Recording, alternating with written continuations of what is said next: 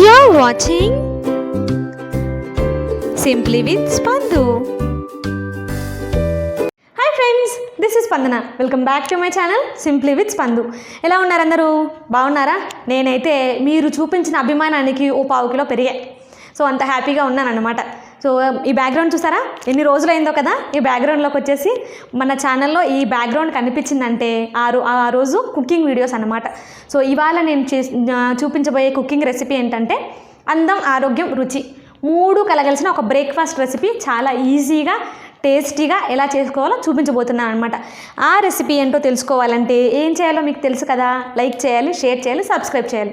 Subscribe అంటే ఒక మాట గుర్తుకొచ్చిందండి. అసలు కృష్ణాష్టమి రోజు నేను పెట్టిన వీడియోస్కి ఎన్ని కామెంట్స్ వచ్చాయో తెలుసా? నియర్లీ 150 అబోవ్ వచ్చేసాయి. 150 అబోవ్ కామెంట్స్. నేను 25 కామెంట్స్కే ఆలోచించి ఒక 25 అని డౌట్గా అన్నాను. కానీ అసలు మిమ్మల్ని నిజంగా తక్కువ అంచనా వేసేసానండి నేను. 150 కామెంట్స్. మీ అభిమానానికి చాలా థ్యాంక్స్ అండి. I'm very happy. కాకపోతే సబ్స్క్రైబ్ కూడా చేసింటే బాగుండేది. ఏంటండి నాకు ఆశ ఎక్కువ అనుకుంటున్నారా? మానవులం అండి, ఆశ లేకపోతే ఎలాగా? ఆశ మానవ సహజం.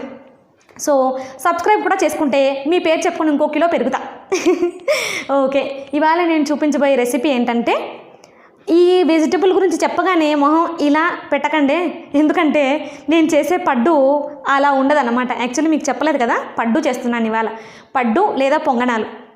ఆంధ్రాలో అయితే పొంగనాలు అంటారు, కర్ణాటక సైడ్ అయితే పడ్డు అంటారనమాట.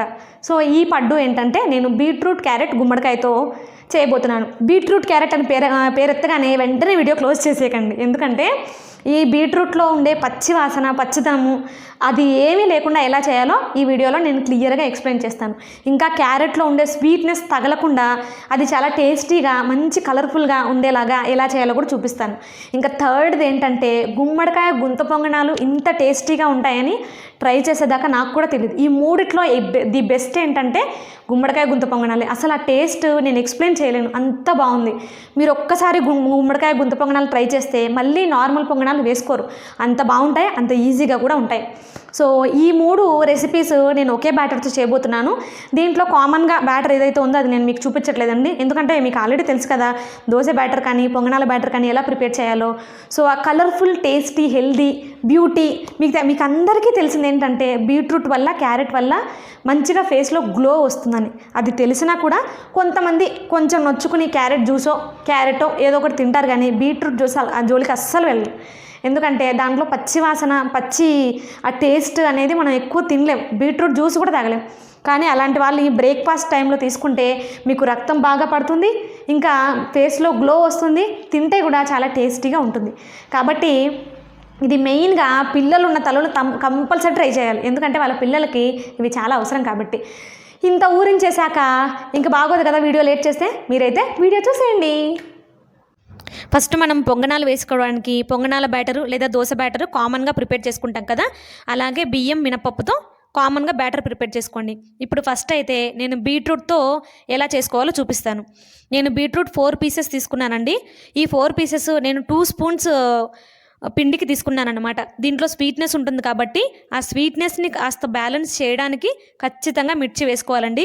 లేకపోతే పడ్డు లేదా పొంగనాలు బాగా స్వీట్గా అయిపోతాయి అన్నమాట.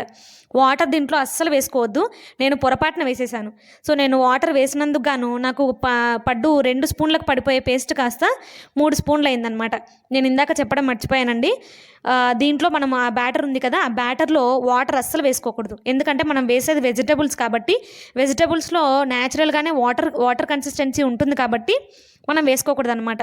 ఈ బీట్రూట్ పేస్ట్ని వడగట్టి ఓన్లీ రసం మాత్రం తీసుకోవాలి. బీట్రూట్ పేస్ట్లోనే మనం వేసేసామంటే కొంచెం పచ్చి టేస్ట్ అనేది కంపల్సరీ ఉంటుందండి. కాబట్టి బీట్రూట్ రసంలోనే మనం ఇలా కలుపుకోవాలన్నమాట బ్యాటర్. నేను ఇందాక చెప్పా కదా, వాటర్ పొరపాటున వేసినందుకు కన్సిస్టెన్సీ బాగా జారుగా అయిపోయింది. నేను ఇంకొక స్పూన్ వేయక తప్పలేదన్నమాట. సో ఇప్పుడు ఇంకొక స్పూన్ కూడా వేసి కలిపితే అసలు బీట్రూట్ కలర్ ఎంత మంచి కలర్ వస్తుందంటే లైట్ పింకిష్ కలర్లో అసలు మనం గోడకు వేసే పెయింట్ లాగా పర్ఫెక్ట్గా ఉంటుంది. ఎవరికైనా చూపిస్తే కూడా అది పెయింట్ ఏమో అనుకుంటారు. చూసారా ఎంత మంచి లైట్ పింకిష్ కలర్లో వచ్చిందో. సో దీన్ని అయితే మనం పక్కన పెట్టేసుకుందాం. ఇప్పుడు సెకండ్ నేను చూపించబోయేది ఏంటంటే క్యారెట్ అనమాట. క్యారెట్లో కూడా స్వీట్నెస్ ఉంటుంది, కానీ బీట్రూట్తో పోల్చుకుంటే కాస్త తక్కువే ఉంటుంది. కాబట్టి దీంట్లో అల్లం వెల్లుల్లి పేస్ట్ వేస్తే కొంచెం ఆ పేస్ట్కి దీంట్లో ఉన్న కొంచెం స్వీట్నెస్ అనేది బ్యాలెన్స్ అవుతుంది. దీన్ని మనం రసం తీసుకోవాల్సిన అవసరం లేదండి, ఇలాగే వేసుకోవచ్చు. ఎందుకంటే ఇది అంత పచ్చి పచ్చిగా ఉండదు బీట్రూట్ లాగా. కాబట్టి దీన్ని మొత్తం మిక్సీ జార్లో వేసుకుని గ్రైండ్ చేసుకుంటే ఫైన్గా పేస్ట్ అయిపోతుంది. మనం స్పూన్తో కలిపే కంటే కూడా మిక్సీ జార్లో వేస్తేనే బాగా కలిసిపోతుంది. దీన్ని కూడా తీసుకుని పక్కన పెట్టేసుకుందాం. ఇప్పుడు నా ఫేవరెట్ రెసిపీ గుమ్మడికాయ అనమాట. సో గుమ్మడికాయలో ఏంటంటే కొంచెం వగరు టేస్ట్ ఉంటుంది.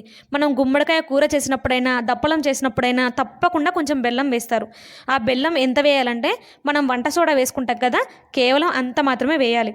దీంట్లో కూడా నేను పిండి వేసేసుకుని మిక్సీ జార్లో వేసుకుని గ్రైండ్ చేసుకుంటున్నాను. ఈ కలర్ ఎలా ఉందంటే మ్యాంగో పీచ్ ఉంటుంది కదా, సో మ్యాంగో కలర్లో ఉంటుందన్నమాట. నాకు వంటింట్లో లైటింగ్ ఎక్కువ అవ్వడం వల్ల మీకు కరెక్ట్గా కనిపించలేదేమో, కానీ కలర్ మొత్తానికైతే మ్యాంగో కలర్లో ఉంటుంది. నేను ఈ 3 బ్యాటర్స్లోనూ ఒక్కటేసారి సాల్ట్, వంట సోడా వేసుకుంటున్నాను. వంట సోడా వీలైనంత తక్కువ వేసుకుంటే పడ్డు లేదా పొంగనాలు చాలా టేస్టీగా వస్తాయన్నమాట.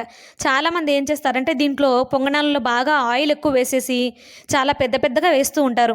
వాటికంటే నేను చెప్పినట్టు చేస్తే మంచిగా తక్కువ ఆయిల్ పీల్చుకుని చాలా టేస్టీగా పర్ఫెక్ట్గా కుక్ అయ్యి వస్తాయన్నమాట. నేను ఇక్కడ ఆయిల్ ఎంత వేసుకుంటున్నానో గమనించండి. మామూలుగా బేసిక్గా చాలా తక్కువగా ఒక 4 డ్రాప్స్ అలాగా వేస్తున్నాను అన్నమాట. స్పూన్తో తీసుకోకుండా జస్ట్ ఆ స్పూన్కున్న ఆయిల్ని విదిలించేసాను నేను. ఇవి నూనె బాగా కాగిన తర్వాత ఫస్ట్ నేను వేసేది ఏంటంటే గుమ్మడికాయ వేస్తున్నాను. సో నేను వేసినప్పుడు గమనించండి, నేను కేవలం ఒక 30 భాగం మాత్రమే వేశాను, ఫుల్గా వేయట్లేదు. ఆ ఆయిల్కి సరిపోయినంత వేస్తున్నాను. చాలామంది ఫుల్గా వేసేస్తూ ఉంటారు, వాటి వల్ల ఏంటంటే పచ్చిగా అయ్యే అవకాశం ఉందన్నమాట. కాబట్టి కొంచెం ఆయిల్కి ఇలా 30 కప్పు వేసుకోండి, అంటే 30 షెల్ఫ్ ఫిల్ అయ్యేలాగా వేసుకోండి. నేను సెకండ్ వేసింది బీట్రూట్ అని ఎవ్వరికి చెప్పక్కర్లేదండి, ఎందుకంటే ఆ కలర్లోనే తెలిసిపోతుంది, మంచి పింకిష్ కలర్లో. థర్డ్ వేసింది క్యారెట్. ఇప్పుడు ఏం చేయాలంటే ఎలాగో కొంచెం కింద ఉన్న భాగం మొత్తం ఆయిల్తో ఉడికిపోతుంది కాబట్టి పైన ఉన్న భాగాన్ని మనం స్ట్రీమ్ ద్వారా ఉడికించాలన్నమాట. అంటే ఇలాంటి ఒక ప్లేట్ మూసేస్తే పైన కూడా ఉడుకుతాయి. నేను ఎప్పుడు తిప్పేస్తున్నానంటే పైన కొంచెం పిండి పిండిగా ఉండగానే తిప్పేస్తున్నాను. ఆ టైంలో తిప్పేసుకుంటే ఏంటంటే కింది భాగం కూడా పర్ఫెక్ట్గా ఉడికిపోతుంది. సో మధ్యలో కూడా ఎలా ఉందో నేను చూపిస్తానండి, బాగా నీట్గా ఒలిచి చూపిస్తాను. సో ఇప్పుడు కూడా ఫైనల్గా మనము సెకండ్ వైపు ఉడికేటప్పుడు కూడా ఇలా మూతతో కవర్ చేయాలి. చూసారు కదా, కింది భాగం కూడా కరెక్ట్గా ఉడికిపోయింది.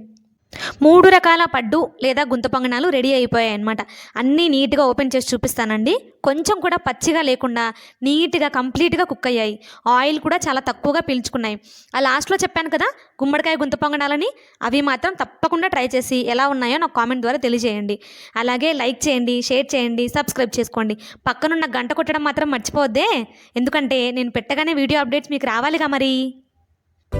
Thanks for watching. Don't forget to like, share and subscribe.